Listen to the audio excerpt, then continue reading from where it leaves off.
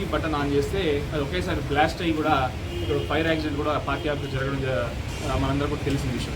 ఇవాళ ప్రధానంగా 2 రోజుల తర్వాత అంటే ఆ ఫైర్ యాక్సిడెంట్ జరిగిన 10వ తారీఖు అయితే 12వ తారీఖు దీని మీద ఒక కంప్లైంట్ అనేది ఇక్కడ నుంచి డీసీసీ ఆఫీస్ నుంచి కూడా వెళ్ళడం జరిగింది. ఆ కంప్లైంట్లో వాళ్ళు ప్రస్తావించింది ఏంటంటే మాజీ అధ్యక్షులు పెడాల పరమేశ్వరరావు గారు ఉద్దేశపూర్వకంగానే దీని మీద ఏదో కుట్ర పన్ని ఆ బ్లాస్ట్ ఏదైతే మన ఫైర్ యాక్సిడెంట్ కారకులు అయినారని చెప్పి కూడా ఇక్కడ ఉన్న స్థానిక రూరల్ పోలీస్ స్టేషన్ కూడా కంప్లైంట్ ఇవ్వడం జరిగింది. దీంట్లో భాగంగానే ఒకటే చెప్పదలుచుకున్నాను. పరమేశ్వరరావు గారు ఇదివరకు జిల్లా ప్రెసిడెంట్ చేశారు. ఈ జిల్లాకు సంబంధించి శ్రీకాకుళం పార్లమెంట్కి సంబంధించి కూడా ఆయన పార్లమెంట్ అభ్యర్థిగా పోటీ చేశారు. అందులో కాంగ్రెస్ పార్టీ కార్యక్రమాలు ఎన్నో కూడా ఈ జిల్లాలో జరగడం జరిగింది, మీ అందరికీ తెలిసిన విషయం. అదేవిధంగా ఒక జిల్లా ప్రెసిడెంట్గా కూడా మంచి పనులు చేసి ఇక్కడ జిల్లాలో కాంగ్రెస్ పార్టీ అభివృద్ధి కూడా ఆయన పాటుపడిన వ్యక్తి. ఒక కమ్యూనిస్ట్ లెఫ్టిస్ట్ బ్యాక్గ్రౌండ్ నుంచి కూడా తీసుకురావడం జరిగింది కాంగ్రెస్ పార్టీకి.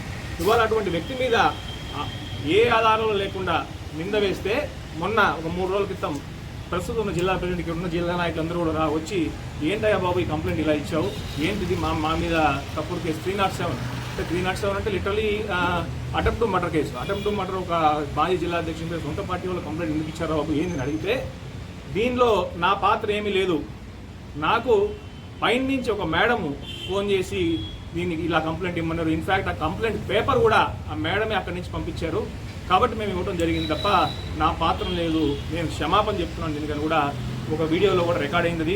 దానికి సంబంధించి ప్రస్తుతం జిల్లా పరిషత్ కూడా చెప్పడం జరిగింది. నేను ఒకటే అడగదలుచుకున్నా, ఆ మేడం ఎవరు, పైన నుంచి ఫోన్ చేసినటువంటి మేడం ఎవరు అనేది కూడా పోలీసులు నిగ్గు తెచ్చాల్సిన అవసరం ఉంది. ఎందుకంటే పార్టీ ఆ మేడం మా పార్టీకి సంబంధించిన వాళ్ళ బయట పార్టీకి సంబంధించిన వాళ్ళ అనేది కూడా పోలీసులు నిగ్గు తెచ్చాల్సిన అవసరం ఉంది. ఎందుకంటే 307 ఒక కాంగ్రెస్ పార్టీ కేడర్కి సంబంధించిన వ్యక్తి మాజీ డీసీసీ అధ్యక్షుడి మీద 307 పెడుతున్నారు.